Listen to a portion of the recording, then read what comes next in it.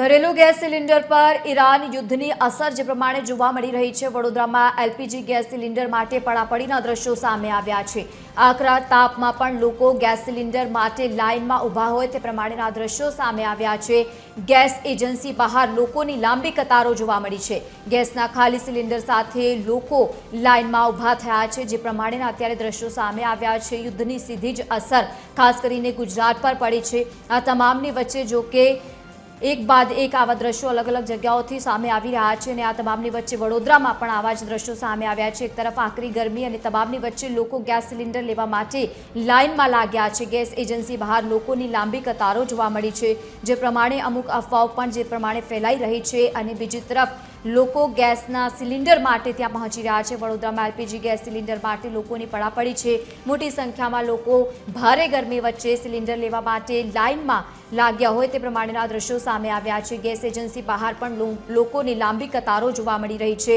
ઘરેલું gas cylinder માટે લોકો પડાપડી કરી રહ્યા છે। સીધી જ યુદ્ધની જે પ્રમાણે અસર જોવા મળી રહી છે, કારણ કે એક તરફ બજારમાં આવા પણ સમાચારો સતત વહેતા થયા છે કે ગેસમાં અત્યારે અછત જોવા મળી રહી છે, કટોકટીના સમાચાર છે। વધુ માહિતી સાથે એસોસિએટ એડિટર અમિત ઠાકોર આપણી સાથે લાઈવ જોડાયા છે। અમિત, જે પ્રમાણે ગુજરાતમાં પરિસ્થિતિનું નિર્માણ થયું છે, અનેક અફવાઓ વચ્ચે શું હકીકત છે? મોટી સંખ્યામાં લોકો ગેસ સિલિન્ડર લેવા માટે પહોંચી રહ્યા છે। જો જે ખાડી દેશોમાં યુદ્ધ ચાલી રહ્યું છે તેની અસર હવે દેશમાં ધીમે ધીમે જોવા મળી રહી છે। વડોદરામાં તો એલપીજી ગેસના જે સિલિન્ડર મેળવવા માટે લોકોની લાઈનો લાગી છે। આપ અહીંયા જોઈ શકો છો, વડોદરાના પાણીગેટ વિસ્તારમાં ગાયત્રી ગેસ એજન્સી છે। આ ગેસ એજન્સી સહિત તમામ જે ગેસ એજન્સીઓ છે ત્યાં જ પ્રકારની પરિસ્થિતિ જોવા મળી રહી છે। સવારે 9 વાગ્યાથી લોકો આ રીતે ગેસનો સિલિન્ડર મેળવવા માટે લાઈનમાં ઊભા છે, પરંતુ તેમને ગેસના બોટલ નથી મળી રહ્યા। છેલ્લા ઘણા દિવસથી લોકો અહીંયા ગેસના બોટલ લેવા માટે પહોંચી રહ્યા છે, પરંતુ અહીંયા વેટિંગ બતાવી રહ્યું છે। કેટલા દિવસથી આપ અહીંયા આવો છો? 3-4 દિવસ થઈ ગયા મોટા બહુ લાઈન છે। રાત થઈ જાય કોને ખબર, હું તો સમજ પડતી નહીં। અંદર તો કે શુरू ચાલે, સિસ્ટમ શુरू ચાલે, બધા નાટકો કરે। એસીમાં 2 લોકોને 12 વાળાના દુઃખમાં પાસ મેળા એમને પરેશાન કરી દીધા છે।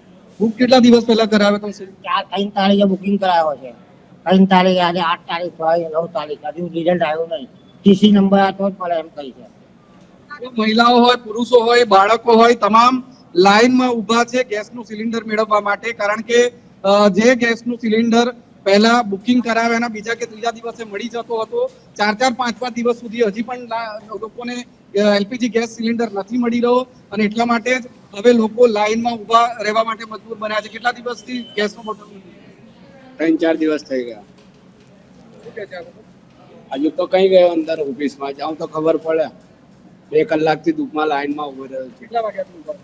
લગભગ 10 વાગ્યા સુધી।